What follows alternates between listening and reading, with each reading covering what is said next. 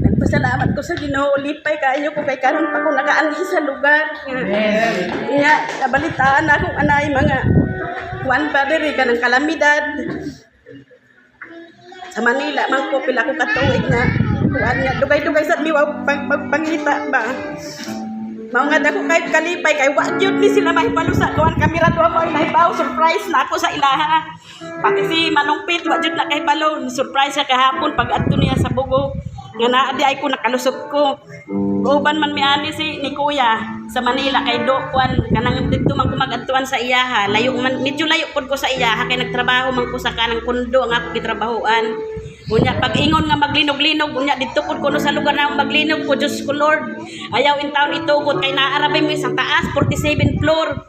Unya naami sa kutanga-tungaan kung magkuan way elevator dagan unsaon pagdagan layo kayo. Unya ko nga bahala na ka Lord nya. Gi kuan nami sa amo safety nga ang ana magbantay sa linog ba kay nasa building mi. Mag-alerto jud mo sa kuan kanang mga linog nga moabot kay ang Cebu kusog kaayo nya. Kanang daghan nga kuan nya gisundan pag yung bagyo ingon gani ang atong mga katrabaho dito nga mudayon nagadto Cebu nga naagi bagyo na gani way kuryente way tubig di ka makuan ana ko okay ra na basta importante magkita mi sa akong igsuon.